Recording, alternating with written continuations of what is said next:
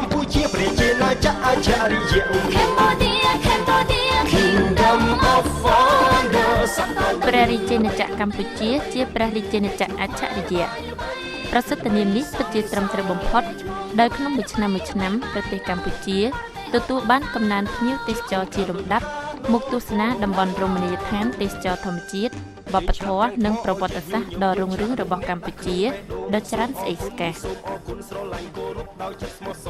ក្រៅពីទៅទស្សនាប្រាសាទអង្គរវត្តតំបន់អង្គរខេត្តសៀមរាបអ្នកទេសចរធ្វើដំណើរកម្សាន្តនៅតាមរមណីយដ្ឋានធម្មជាតិនានានៅតាមតំបន់ផ្សេងៗទៀតជាពិសេសតំបន់សមុទ្រកម្ពុជាដែលបច្ចុប្បន្នពិភពលោកទទួលស្គាល់ជាសមាជិកនៃក្លឹបឆ្នេរស្អាតបំផុតព្រះរាជាណាចក្រកម្ពុជាមានខេត្តចំនួន4ដែលមានឆ្នេរសមុទ្រស្អាតជាងគេនៅលើពិភពលោកគឺខេត្តកោះកុងខេត្តព្រះសីហនុខេត្តកំពតនិងខេត្តកែប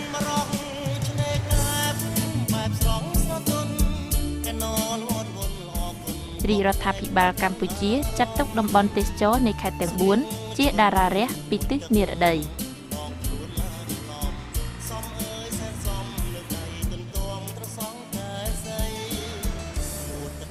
្ថិតនៅប៉ែកនិរតីទីក្រុងកែបនៃខេត្តកែបមានចម្ងាយពីរាជធានីភ្នំពេញចំនួន160គីឡូម៉ែត្រខេត្តកែបមានផ្ទៃដីសរុប158កណ្ដកសញ្ញា63គីឡូម៉ែត្រការ៉េហើយ2ភាគ3ជាទឹកដីនៃក្រុងកែបដែលសម្បូរដោយព្រៃភ្នំកោះនិងសមុទ្រខេត្តកែបកំពុងតែធ្វើសមាហរណកម្មអភិវឌ្ឍហេដ្ឋារចនាសម្ព័ន្ធរូបវន្តជាពិសេសលើវិស័យពាណិជ្ជកម្មកសិកម្មនិងទេសចរណ៍ទាក់ទងនឹងវិស័យទេសចរណ៍ខេត្តតំបន់ឆ្នេរស្អាតមួយនេះកំពុងឈរនៅលើលំដាប់នាពេលបច្ចុប្បន្ននៃការចាប់អារម្មណ៍ពីភ្ញៀវទេសចរជាតិនិងអន្តរជាតិតាមរយៈទីក្រុងមានសម្រស់ដូចគ្រាប់ពេជ្រកំពុងបញ្ចេញពន្លឺសោភ័ណភាពដ៏ស្រស់ត្រកាលនៃទេសភាពធម្មជាតិរបស់ព្រៃភ្នំខៀវស្រងាត់កោះស្អាតនិងឆ្នេរសមុទ្រដ៏ល្អប្រណិតអាចងូតទឹកលេងប្រឡាយនឹងរលកនិងឆ្នេរខ្សាច់ដ៏ល្អផូរផង់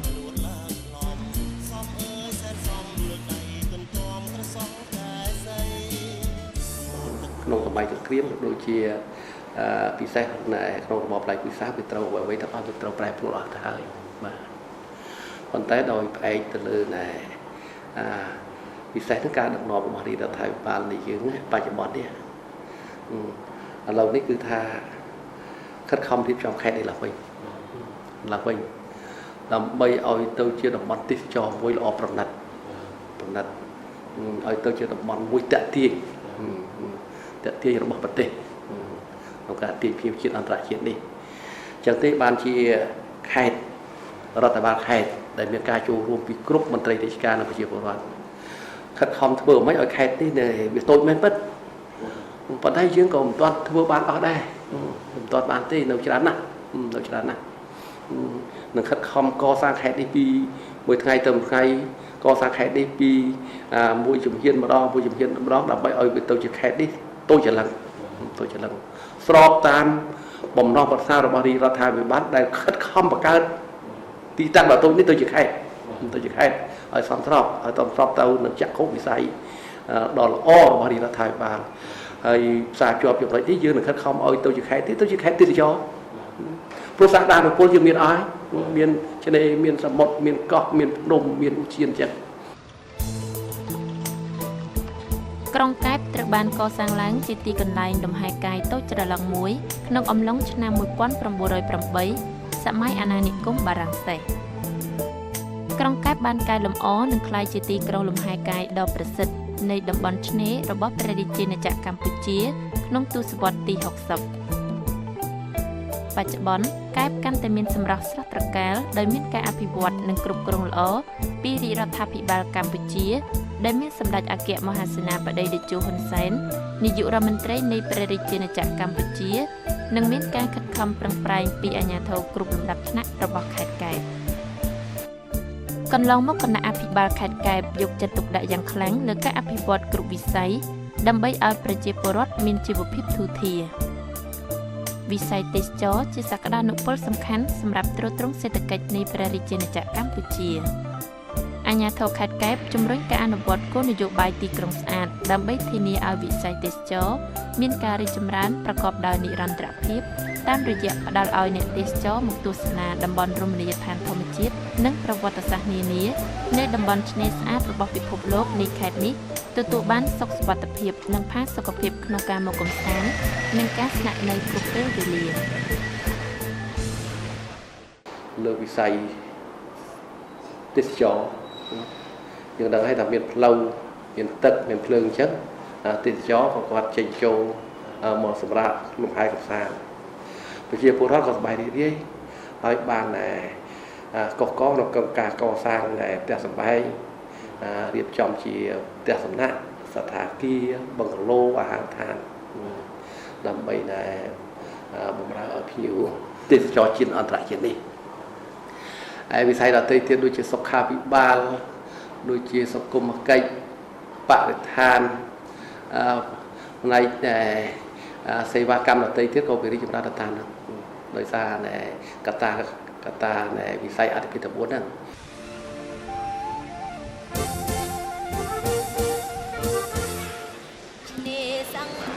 ការអភិរក្សតំបន់ទេសចរគឺជាបញ្ហាសំខាន់ហើយត្រូវដើរទន្ទឹមគ្នាជាមួយការអភិវឌ្ឍផងដែរអាយដាមហាសារ៉េតអភិបាលនៃគណៈអភិបាលខេត្តកែបមានប្រសាសន៍ថាខេត្តកែបមានវិសាលភាពតូចមានក្រុងមួយនិងស្រុកមួយប៉ុន្តែខេត្តកែបមានសក្តានុពលទេសចរធំនៃព្រះរាជាណាចក្រកម្ពុជា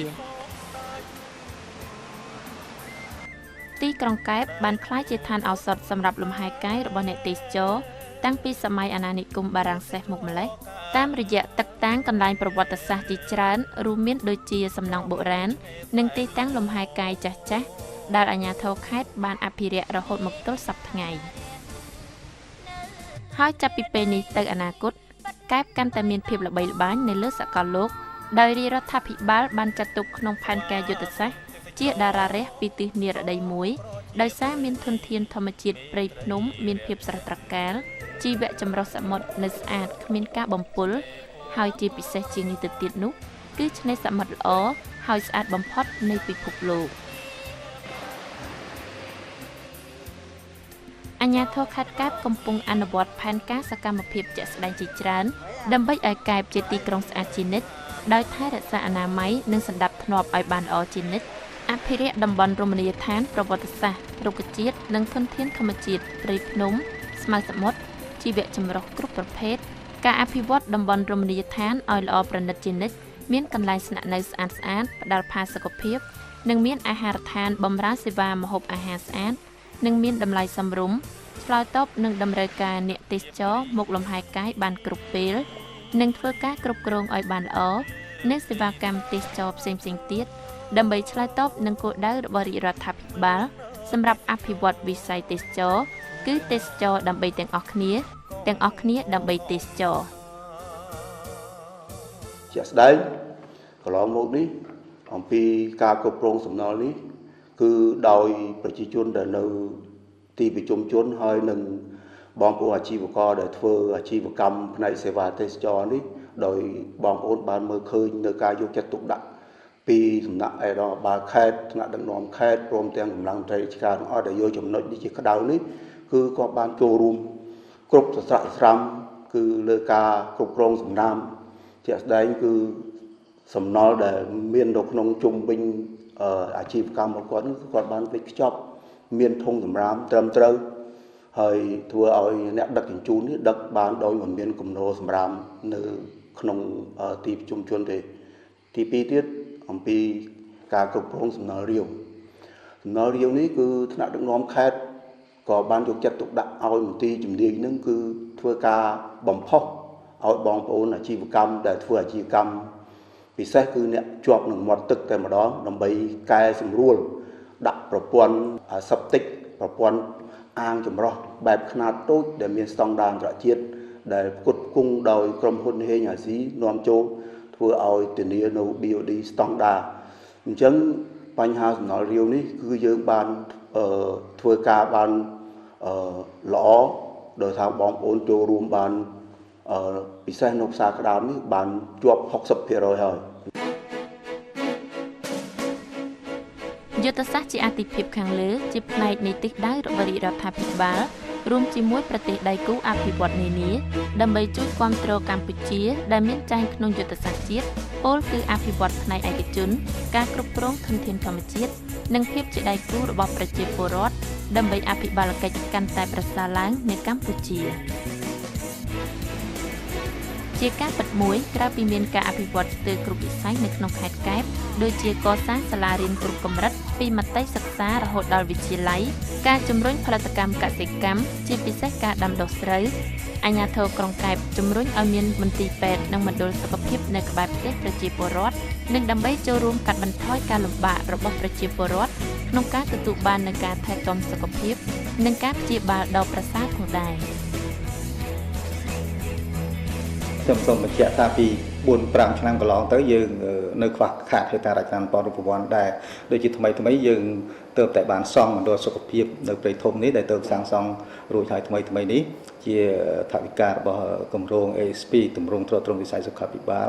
ដែលជាមានទី2ហើយក៏យើងបានសហការជាមួយអង្គការមួយចំនួនដែលយើងបង្កើតប៉ុស្តិ៍សុខភាពនោះអានេះគឺជារឿងមួយដែលទើបនៅបានថ្មីកន្លងមកនេះហើយយើងបាន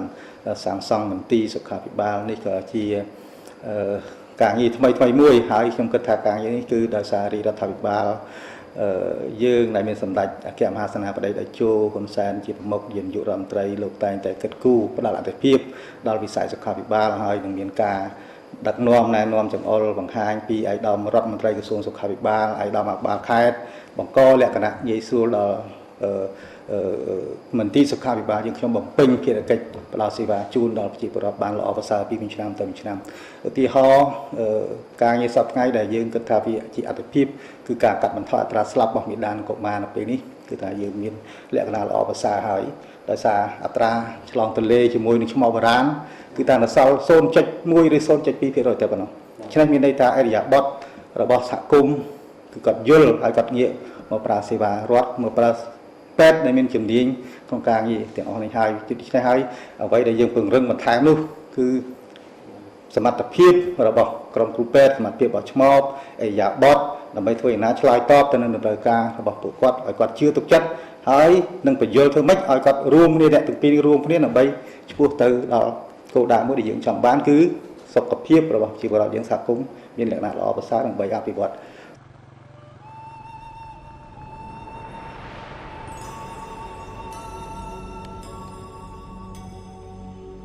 អាជ្ញាធរខេត្តកែបបានកំពុងយកចិត្តទុកដាក់លើហេដ្ឋារចនាសម្ព័ន្ធផ្លូវថ្នល់នៅក្នុងទីក្រុងប៉ុន្មានឆ្នាំនេះខេត្តកែបកសាងបានថ្នល់កៅស៊ូនៅជុំវិញទីក្រុងនិងភ្ជាប់មុខផ្លូវជាតិផ្លូវក្រាលគ្រូក្រហមបានសាងសង់នៅគ្រប់មូលដ្ឋានដើម្បីបង្កលក្ខណៈឲ្យប្រជាពលរដ្ឋមានលទ្ធភាពធ្វើដំណើរងាយស្រួលក្នុងពេលបច្ចុប្បន្នសាលាខេត្តកែបបានជំរុញឲ្យការកែលម្អច្រាំងសមុទ្រជាច្រើនពាន់ម៉ែត្រដើម្បីលើកកម្ពស់សោភ័ណភាពឆ្នេរកែបសាលាខេត្តកែបកំពុងរៀបចំកសាងផ្លូវថ្នល់ឲ្យស្អាតតាមឆ្នេរដោយរៀបចំចាក់ថ្មកែលម្អច្រាំងសមុទ្រដើម្បីពង្រីកផ្លូវឲ្យបានធំនិងល្អជាងមុនយុទ្ធនាការនេះនឹងបញ្ចប់នៅពេលខាងមុខដ៏ខ្លី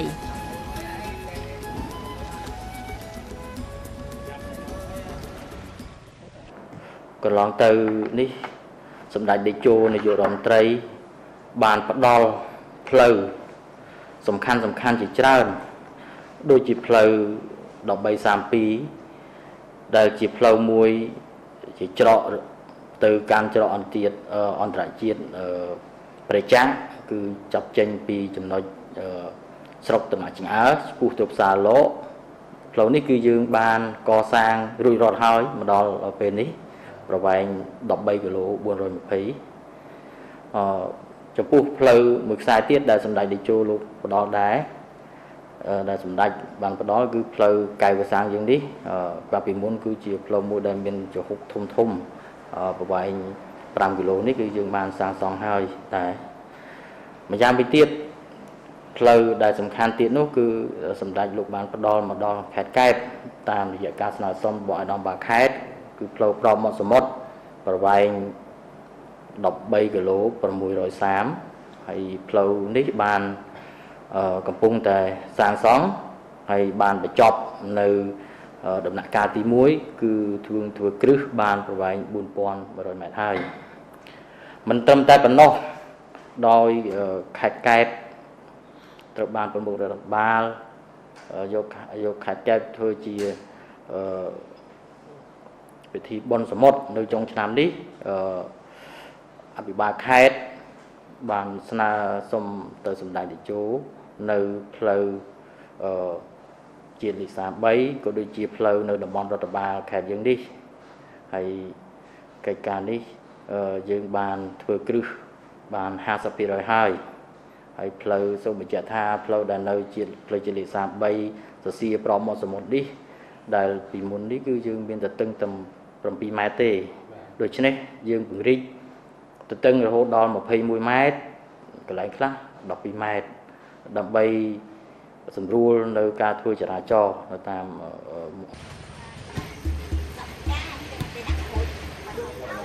ដើម្បីសម្រេចបាននូវកំណើនភ្ញៀវទេសចររាជរដ្ឋាភិបាលកម្ពុជាជំរុញការអភិវឌ្ឍវិស័យទេសចរប្រកបដោយគុណភាពប្រសិទ្ធភាពនិងនិរន្តរភាព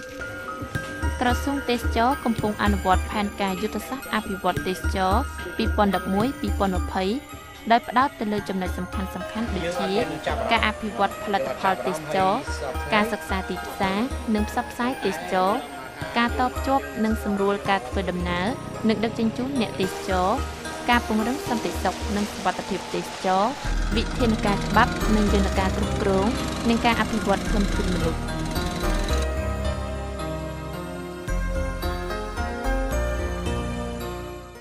ការអភិវឌ្ឍរបស់យើងនេះយើងផ្អែកទៅលើសក្តានុពលផ្អែកទៅលើកត្តាភូមិសាស្ត្រអញ្ចឹងយើងថា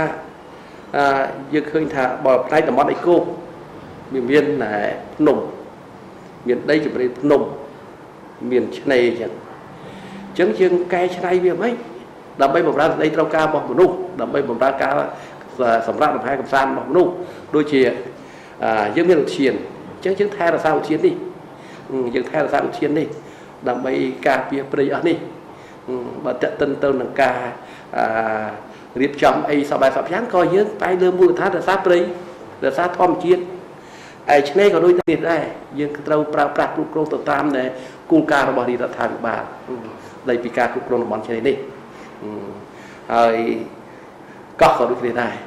យើងត្រូវថាយើងធ្វើអ្វីៗទាំងអស់ដើម្បីរក្សាលើមូលដ្ឋានអភិវឌ្ឍដើម្បីអភិរក្សផងអភិវឌ្ឍផងឲ្យវាដើរទៅទាំងគ្នាបន្ទាប់ពីបានដើរកម្សាន្តនិងងូតទឹកលេងនៅតំបន់ឆ្នេរសមុទ្រនិងតាមកោះ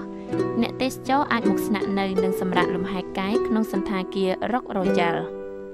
សន្តាគារ Rock Royal កំពុងរួមចំណែកអភិវឌ្ឍជាតិតាមរយៈការផ្តល់សេវាទេសចរល្អឥតខ្ចោះប្រកបដោយគុណភាពការស្នាក់នៅប្រកបដោយផាសុកភាពនិងផ្តល់ការងារជូនប្រជាជនកម្ពុជានាពេលបច្ចុប្បន្ននិងអនាគតមានទីតាំងនៅតាមបណ្ដោយផ្លូវជាតិកណ្ដាលបេះដូងនៃទីក្រុងឆ្នេរនៃខេត្តកែប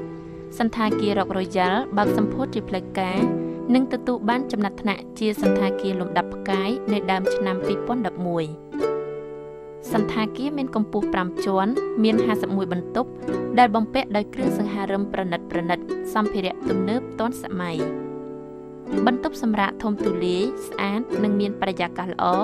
បាននឹងកំពុងទាក់ទាញភ្ញៀវទេសចរជាតិអន្តរជាតិដែលមកទស្សនាតំបន់ឆ្នេររបស់កម្ពុជាបានសម្រាកលំហែកាយប្រកបដោយផាសុកភាពសុវត្ថិភាពជាមួយនឹងបរិស្ថានដ៏ល្អបរិសុទ្ធនាឆ្នេរសមុទ្រស្អាតបំផុតនៃពិភពលោកនៃខេត្តកែបយ៉ាងពិតប្រាកដបាទគោលបំណងដែលពួកយើងបង្កើតសន្តាគារលំដាប់ផ្កាយនៅក្នុងទឹកដីទីក្រុងកែបនេះមួយគឺយើងផ្អែកទៅលើមូលដ្ឋាននយោបាយរបស់រដ្ឋាភិបាលដែលមានស្ថិរភាពចង់ធ្វើឲ្យពួកយើងនឹងមានទំនុកចិត្តក្នុងការធ្វើវិនិយោគទុនដើម្បីបង្កើតសន្តាគារលំដាប់ផ្កាយនៅទីនេះហើយទី2ទៀតសោតគឺពួកយើងបានធ្វើការសិក្សាអំពីទីតាំងជាពិសេសនៅខេត្តកែបនេះតែម្ដងបាទគឺមានការអភិវឌ្ឍទៅលើហេដ្ឋារចនាសម្ព័ន្ធគ្រប់សារពើគួរឲ្យកត់សម្គាល់ក្រោមការដឹកនាំរបស់អាជ្ញាធរដែនដីក៏ដូចជាមូលដ្ឋានរដ្ឋគ្រប់លំដាប់ថ្នាក់ផងដែរហើយទី3នោះគឺពួកយើងបានធ្វើគឺផ្អែកទៅលើសក្តានុពលនៃវិស័យសេដ្ឋកិច្ចដែលភ្ញៀវទេសចរមានកំណើនកើនគួរឲ្យកត់សម្គាល់រហូតដល់ 47% តាំងពីដើមឆ្នាំរហូតមកដល់ពេលនេះហើយនេះពួកយើងបង្កើតតែដើម្បីឆ្លើយតបទៅនឹងតម្រូវការរបស់ភ្ញៀវទេសចរឲ្យស្របជាមួយនឹង គោលនយោបាយសេដ្ឋកិច្ចទេសចរផងដែរគឺទីក្រុងស្អាតរមណីយដ្ឋានស្អាតនិងសេវាល្អ ក្រៅពីមានសន្តាគារធំតូចដ៏ល្អប្រណិតជាច្រើនក្នុងរយៈពេលប៉ុន្មានឆ្នាំចុងក្រោយនេះខេត្តកែបមានផ្ទះសំណាក់ជាច្រើនដែលបម្រើឲ្យវិស័យទេសចរដ៏សំខាន់ផងដែរក្រៅពីមានតម្លៃសមរម្យមានសុវត្ថិភាពនិងមានការស្នាក់នៅប្រកបដោយផាសុកភាពស្រូបខ្យល់បរិសុទ្ធនៃធម្មជាតិព្រៃភ្នំនិងក្បែរមាត់សមុទ្រអ្នកទេសចរមួយចំនួនបានស្វែងរកការស្នាក់នៅតាមផ្ទះប្រជាពលរដ្ឋ homestay ក៏ដូចជាតាមផ្ទះសំណាក់ផងដែរផ្ទះសំណាក់ Bungalow Resort មួយនេះសង់ឡើងជារបៀប Bungalow ធម្មជាតិដែលបម្រើភ្ញៀវទេសចររយៈពេលជាច្រើនឆ្នាំមកហើយផ្ទះសំណាក់ផ្ដល់សេវាបន្ទប់ស្នាក់នៅធំទូលាយតូចធំតាមតម្រូវការអ្នកទេសចរនិងមានបរិយាកាសល្អដោយមានដើមឈើនិងធម្មជាតិដុះលម្អខៀវស្រងាត់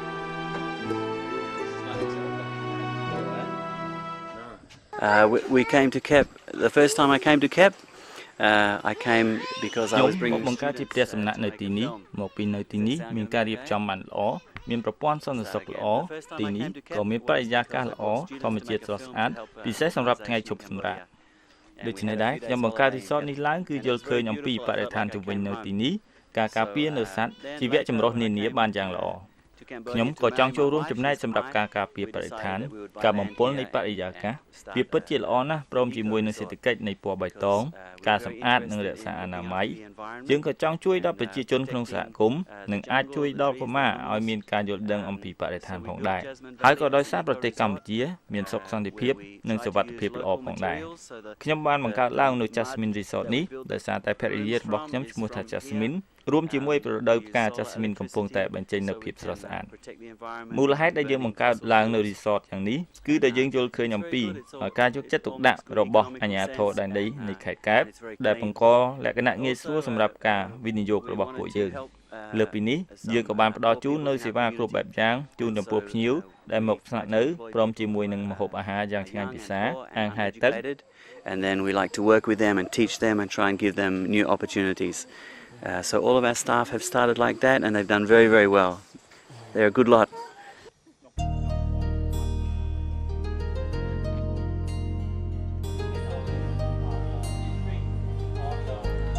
ភោជនីយដ្ឋានមួយនេះមានបន្ទប់ពិសាអាហារធំទូលាយស្អាតនិងមានបរិយាកាសល្អភោជនីយដ្ឋានផ្ដល់ឲ្យជារសនៃមុខម្ហូបគ្រប់ប្រភេទឈ្ងុយឆ្ងាញ់ប្រកបដោយអនាម័យនិងមានតម្លៃសមរម្យរុក្ខជាតិជាច្រើនដុះនៅជុំវិញដ៏ស្រស់ស្អាតក្បែរមាត់សមុទ្របានធ្វើឲ្យបរិស្ថាននៅទីនេះមានការទាក់ទាញអារម្មណ៍ភ្ញៀវទេសចរចង់ស្នាក់នៅនិងពិសាអាហារហាក់ដូចជានៅក្នុងឋានសួគ៌ជាមួយបរិស្ថានបៃតងខ្យល់អាកាសបរិសុទ្ធនៃពិភពធម្មជាតិកម្ពុជាមួយដ៏ពិតប្រាកដ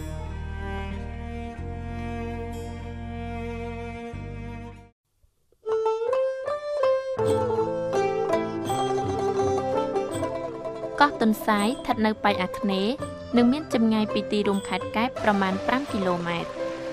អ្នកទេសចរអាចមកកម្សាន្តលើកោះនេះដោយជិះកាណូតពីកំពង់ផែដែលរៀបចំឡើងដោយអាជ្ញាធរខេត្តបានយ៉ាងល្អដើម្បីស្វាគមន៍ភ្ញៀវទេសចរគ្រប់ជាតិសាសន៍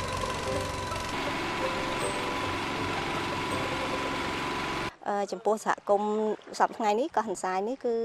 ខិតខំណាស់គឺខំយកចិត្តទុកដាក់ក្នុងការថែរក្សាអនាម័យទាំងអស់គ្នាមិនមែនថាតែមីងជាតំណាងឲ្យសហគមន៍ទេគឺសូម្បីតែពួកគាត់ទាំងអស់គ្នានៅក្នុងសហគមន៍ក៏គាត់យកចិត្តទុកដាក់ពីមួយថ្ងៃទៅមួយថ្ងៃគឺគាត់ចេះតែប្រឹងប្រែងហើយមានការដូចជាក្មួយឃើញស្រាប់ហើយលោកដូចជាមានការផ្លែកច្រើនក្នុងការថែទាំបរិស្ថាននេះក៏ដោយសារពួកគាត់មានការយល់ដឹងច្រើនហើយដោយការបានការទទួលការណែនាំពីថ្នាក់អាជ្ញាធររបស់ខេត្តក្រុងយើងដែលគាត់ខំប្រឹងយកចិត្តទុកដាក់ជាមួយពួកយើងក្នុងសហគមន៍ហ្នឹងឲ្យយើងមានការយល់ដឹងក្នុងការថែសម្អាតអនាម័យក្នុង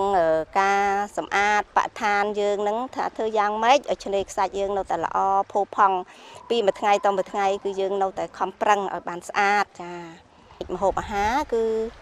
សប្តាហ៍ថ្ងៃនេះសហគមន៍នៅលើកោះហិនសាយនេះมันឡើងថ្លៃគឺយើងថែរក្សាបានតម្លៃចាក្នុងថ្ងៃបុណ្យទានជាធម្មតាគឺយើងលក់ក៏ដូចជាថ្ងៃអត់បុណ្យទានដែរថាធម្មតា យើងលក់តម្លៃប៉ុណ្ណាគឺយើងនៅតែលក់ប៉ុណ្ណឹងហើយបនទៀនក៏មិនមែនថាយើងនឹងកាប់កោឡើងថ្លៃថាធ្លាប់ថាលក់$3ទៅជា5ពី5ទៅដល់10គឺអត់អាច កោះទន្សាយជារមណីយដ្ឋានធម្មជាតិដ៏ល្អប្រណិតរបស់ខេត្តកែបដែលមានលក្ខណៈអំណោយផលពីធម្មជាតិព្រោះមានឆ្នេរខ្សាច់វែងអ្នកមកកំសាន្តលើកោះនេះអាចមកងូតទឹកលេងកំសាន្តលើឆ្នេរខ្សាច់ធម្មជាតិនេះយ៉ាងសប្បាយរីករាយយោងតាមការឲ្យដឹងពីប្រជាសហគមន៍លើកោះទន្សាយទឹកសមុទ្រនៅទីនេះមានជម្រាលវែងហើយរាក់នៅខាងក្រោមទឹកមានផ្កាថ្មរុក្ខជាតិសមុទ្រនិងសត្វសមុទ្រអំណោយផលដល់ការសិក្សាស្រាវជ្រាវប្រព័ន្ធបរិស្ថានផងដែរ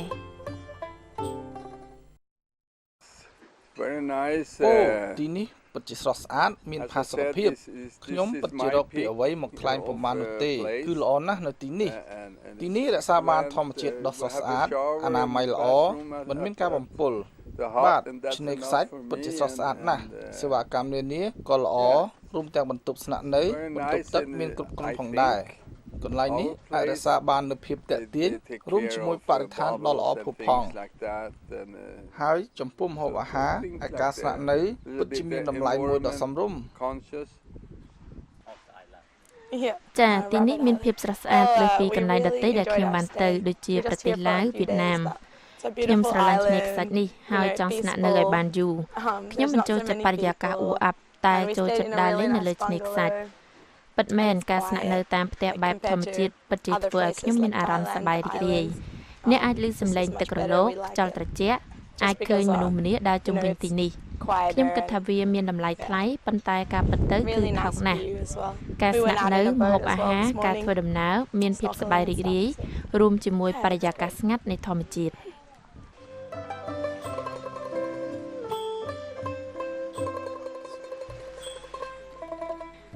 នៅលើឆ្នេរសមុទ្រនៃកោះទន្សាយមានភោជនីយដ្ឋានតូចធំជាច្រើនសង់ពីឈើប្រក់ស្បូវនិងខ្លះទៀតប្រក់ស័ង្កសីហើយបើកដំណើរការដោយមានការទទួលស្វាគមន៍យ៉ាងរួសរាយរាក់ទាក់បំផុតភោជនីយដ្ឋានទាំងនេះផ្ដល់សេវាម្ហូបប្រកបដោយឱជារសទាំងមុខម្ហូបសម្រាប់តំបន់របស់ប្រទេសកម្ពុជាអាស៊ីនិងអឺរ៉ុបជាមួយគ្នានេះដែរនៅលើកោះអ្នកទេសចរអាចសម្រាកនៅតាមផ្ទះរបៀបជាម៉ូតែលតូចៗជាលក្ខណៈបុគ្គលនិងជាលក្ខណៈគ្រួសារនៅទីនេះមានប្រព័ន្ធទឹកនិងមានបន្ទប់ទឹកស្អាត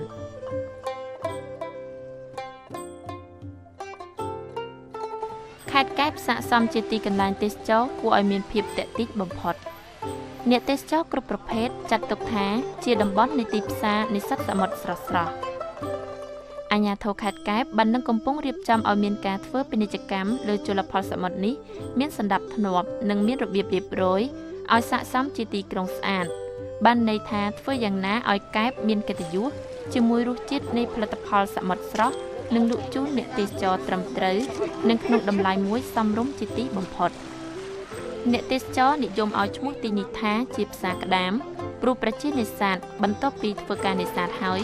ធ្វើការដោះដូរផលិតផលនេសាទសមុទ្រនៅកន្លែងនេះអ្នកទេសចរអាចរកទិញផលនេសាទសមុទ្រស្រស់ៗដូចជាក្តាមខ្យងត្រីបង្គាបង្កងនិងមឹកជាដើម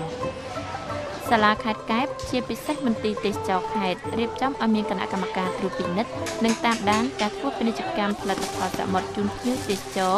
ឲ្យបានត្រឹមត្រូវនិងសមរម្យ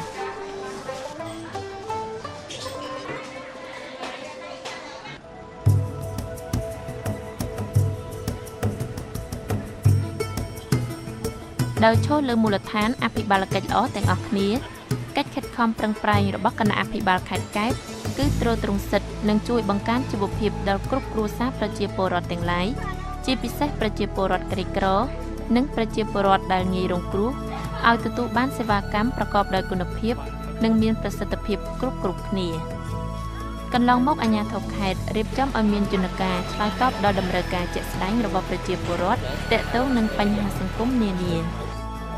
លើសពីនេះអាជ្ញាធរខេត្តរៀបចំប្រអប់សម្បត្តិដើម្បីស្ដាប់ការបញ្ចេញមតិប្រជាពលរដ្ឋក៏ដូចជាភ្ញៀវទេសចរដើម្បីធ្វើការផ្ទៀងផ្ទាត់នឹងការគ្រប់គ្រងរបស់ខ្លួនតើមានប្រសិទ្ធភាពដល់កម្រិតណាយើងបានប្រមើលមើល ទាំងសក្តានុពលទាំងប្រពៃណីទាំងទំនៀមទម្លាប់អីសពបែបសពយ៉ាងហើយយើងក៏ខិតខំប្រើប្រាស់នៅកម្លាំងសរុបមធ្យោបាយសរុបខ្ញុំចំណុចនេះខ្ញុំសូមបញ្ជាក់ជូនថាយើងបានប្រើប្រាស់នៅប្រភពធនធានដែលផ្ដល់ពីថ្នាក់ជាតិយើងបានប្រើប្រាស់ការចូលរួមរបស់ប្រជាពលរដ្ឋសប្បុរសជនយើងបានប្រើប្រាស់ការអូសទាញការចលនាពីអ្នករ៉ូស៊ីអ្នកវិនិយោគហើយយើងបានគូផ្សំជាមួយអង្គការក្រៅរដ្ឋាភិបាលដែលធ្វើសកម្មភាពនៅក្នុងខេត្តដើម្បីធ្វើយ៉ាងម៉េចឲ្យខេត្តរបស់យើងនេះវាមានគេហៅថាមានការចូលរួមរបស់កក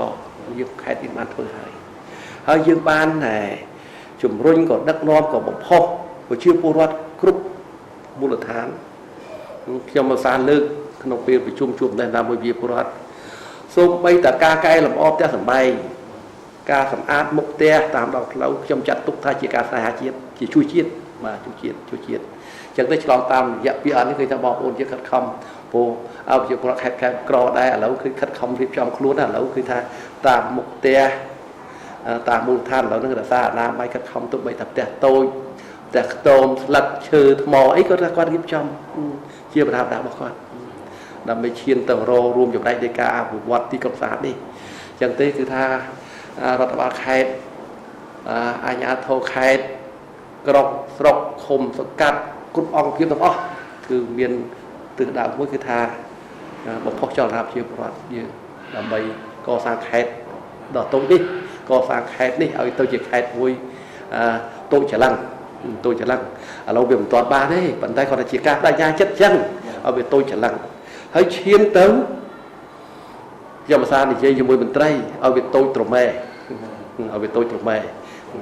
ហើយគាត់ថាចាច្រឡឹងអាត្រមែហ្នឹងវាមិនគេថាវាច្រឡឹងវាតូចច្រឡឹងវាខុសពីតូចធម្មតាអាតូចច្រឡឹងគឺតូចស្អាតវាត្រូវຂະຫນាតត្រូវកម្ពស់វាហើយបន្ទាប់មកវាត្រមែនេះគឺថាវា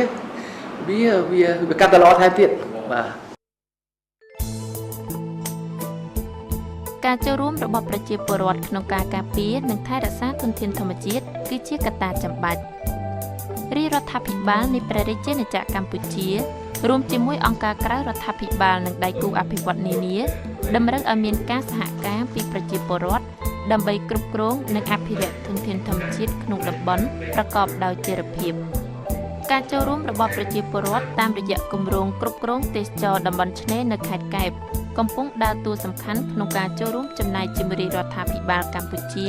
ក៏ដូចជាជាមួយអាជ្ញាធរខេត្តផ្ទាល់ក្នុងការអភិរក្សធនធានធម្មជាតិក៏ដូចជាចូលរួមចំណែកការពារបរិស្ថានព្រោះថាធ្វើឲ្យទីក្រុងស្អាតមានបរិស្ថាននិងទេសភាពកាន់តែល្អមិនរិចរិលដោយការបំផ្លាញនិងការរក្សាបានអនាម័យការមិនចោលសម្រាមផ្ដេសផ្ដាសនិងប្រើប្រាស់សារធាតុបំពុលបំផ្លាញធនធានធម្មជាតិជាពិសេសផលិតផលនៅក្នុងសមុទ្រជាកត្តាសំខាន់ក្នុងការអភិវឌ្ឍសង្គមសេដ្ឋកិច្ចថែរក្សាបាននូវប្រព័ន្ធអេកូឡូស៊ីនិងវប្បធម៌នៃពិភពផែនដីបានល្អជាពិសេសចូលរួមធ្វើឲ្យទីក្រុងនៃព្រះរាជាណាចក្រកម្ពុជាក្លាយជាគោលដៅទេសចរដែលទាក់ទាញនិងប្រកបដោយភាពកក់ក្ដៅ